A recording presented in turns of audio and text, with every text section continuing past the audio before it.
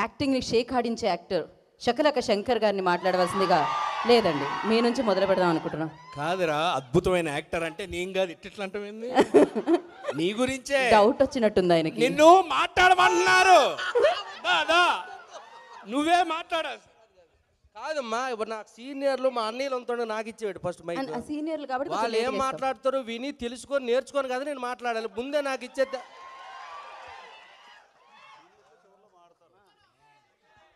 రెంటకి డబ్బు లేదు, అదే రెంట్కే అన్నాను. రెంటకి డబ్బు లేదు, తానానికి సబ్బు లేదు, పెనం మీద దోసు లేదు, లైఫ్ మీద ఆశ లేదు అన్నా. రాన్న ఒకసారి నువ్వు రాన్న. ఇది పాడిన తర్వాత ఆయన ట్యూన్ మీద ఆగిపోయింది. రాన్న. ఈయన చూడడానికి బూడిద గుమ్మడికాయలాగా రౌండ్ కొంటాడు కానీ ఈయన ఇచ్చిన మాసు సాంగ్ ఉంది, అందరు విన్నారు కదా. అది మన బతుకులన్నీ అలాంటిదే కదా, పాటకు సంబంధించిందే కదా. కానీ ఎవరు బయటికి చెప్పుకోము, నేను చెప్తున్నాను.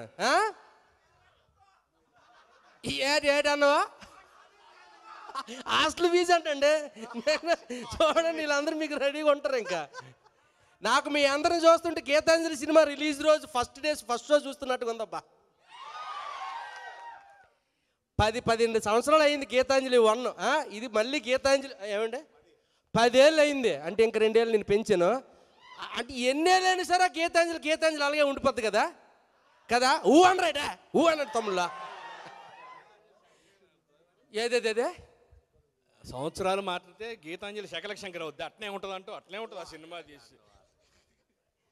నిజంగా అంటే గీతాంజలి మళ్ళీ వచ్చిన సినిమాకి నిజంగా మేము చాలా అంటే లైఫ్ని రిస్క్ చేసాం తమ్ముడు. నిజంగా తమ్ముడు నువ్వే ఇన్నో నిజరా ఏడాడు తిరిగాం తెలిసిన శ్మశానాల్లో కాపురం చేసావురా ఈ సినిమాకి మేము. తమ్ముడు అంటావా? నమ్ముతావా? నువ్వు రేపు సినిమా చూసాక తెలుస్తుంది నీకు. నిజం తమ్ముడు, ఎక్కడ శ్మశానం కాదు, ఏకంగా ఊటీ శ్మశానానికి తీసుకెళ్లారు కోన వెంకట గారు మమ్మల్ని. నమ్మవు నువ్వా? నీకు రేపు సినిమా చూసాక నమ్మితే చూడైతే. ఊటీ శ్మశానం అయ్యో మలయాళం దెయ్యాలు అయ్యి, తెలుగు దెయ్యాలు కూడా కాదు అయ్యి. 11 చూడు నువ్వే నమ్ముతావు తమ్ముడు. నిజరా? తెలుగు దెయ్యాలతో ఏదో పడుతున్నాం సరే పోను, ఓకే. మలయాళం దెయ్యాలు కేరళలో, తెలుగు రావట్లకి, మాకు మలయాళం రాదు. తమిళ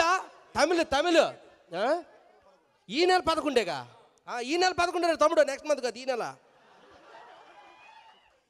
మీరందరూ ఈ సినిమాని ఘన విజయం చేయాలి. ఎందుకంటే ముఖ్యంగా ఈ సినిమా మా అంజలి పాప కోసం 100%. Please claps. తన 50వ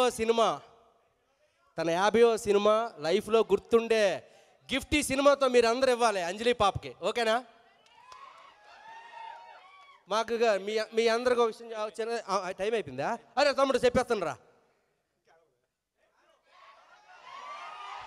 అంతే, అదిరిపోద్ది, ఫిక్స్ అయిపోండి.